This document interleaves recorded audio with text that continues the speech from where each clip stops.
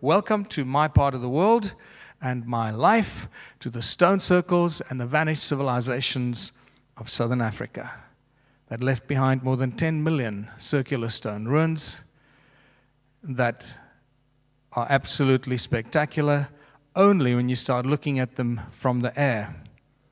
Each one is completely unique, and some of them are very large, some of them are small, some of them look insignificant, some of them look like beautiful flowers, and you'll notice that they're all connected to each other by these channels. They do not stand alone. You'll notice that they have extended structures that are covered by soil that move away from the stone circles as we see them sticking out of the ground today. And it just goes on and on. What you're looking at is the largest cluster of stone ruins found anywhere in the world today. It makes everything else pale into insignificance. Sometimes they run for 100 by 100 kilometers, connected, all stone circles that are not standalone. They're all connected by channels and this weird spider's web effect that holds all of these circles and the channels together.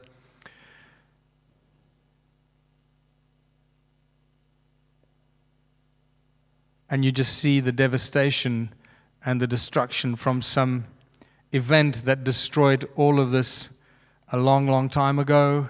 And then a few of them have been rebuilt and restructured in more recent times. The key thing here is that there are no doors and entrances. So these cannot be dwellings for people or cows or other animals, because clearly they were not built with doors and entrances. They're something else. Archaeological drawings from 1939 clearly indicate that they have no doors and entrances, that they're circular structures all connected to each other by these channels, looking like a bunch of grapes here in this image. And sometimes these circles are concentric, connected to each other, all linking to each other. And that is all seated in a large network of agricultural terraces that cover at least 450,000 square kilometers in South Africa and Zimbabwe. Who built these terraces? What were they for? What were they growing?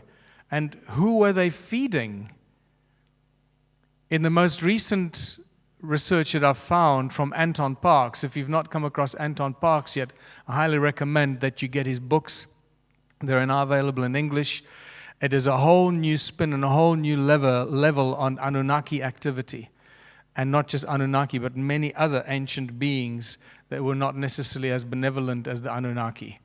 A whole new look at the Sumerian language as a prototype language to pretty much every language in the world today.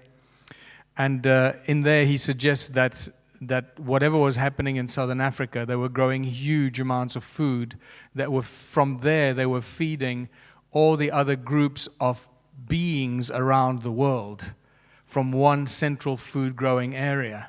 And I'm suspecting that this is maybe this is why there are so many agricultural terraces, because they were feeding the beings, whether they were Anunnaki or other beings from around the world, from Southern Africa. And these terraces cover entire mountains. Once you start walking around, people that have been on my Stone Circle research journeys with me now, we've just had the second one, you realize the extent of this. It literally makes your jaw just drop down with wonder and amazement how vast this is. The flagship among all these ruins in Southern Africa unquestionably is become known as Adam's Calendar. This site was rediscovered by Johann Heine in 2003, 2004.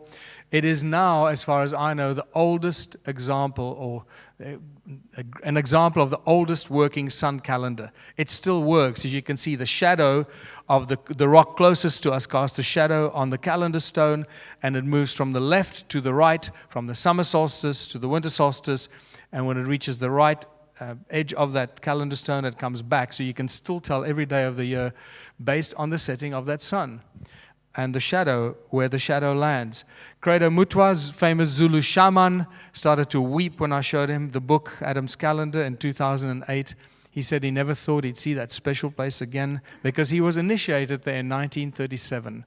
He then proceeded to tell me what a sacred and important place it was in all of human history, and he said it was known as Inzalo Yilanga, or birthplace of the sun, in Zulu shamanic tradition, where humanity was created by the gods to be the slaves in the gold mines. So this is information that's well recorded, well knowledge handed down for thousands of years among African shamans, as always, completely ignored by mainstream academia and historians. This is the aerial photograph of Adam's calendar, or Inzalo Yelanga, right on the edge of the cliff there. It drops down about 300 meters there and then goes into the Barberton Valley, which is an entire kilometer below this mountaintop. There's a 3D reconstruction of Adam's calendar where we have a Horus stone. We have 3 stones, the Orion stones that line up with the rise of Orion. North is on the left, south is on the right. And here we have another stone over here that was removed in 1992 and put somewhere else with a plaque on it to commemorate the opening of the Blue Swallow Nature Reserve. Now, if you go from the southern stone on the right between the 2 calendar stones, as you can see there, those are the calendar stones. Oh, I think I have a pointer here, actually. Yes, to use technology. There. That's the south-north line. That is south. That is north, and it goes right between the 2 calendar stones. If you continue north to your left, you get to Great Zimbabwe, and if you carry on further north, another 7,000 kilometers, you get to the Great Pyramid of Giza, all perfectly aligned on the 31 degrees east longitudinal line, otherwise known as the Nilotic Meridian. That is also where Linda Tucker has her white lions, the sacred white lions at Timbavati, also sits on the Nilotic Meridian.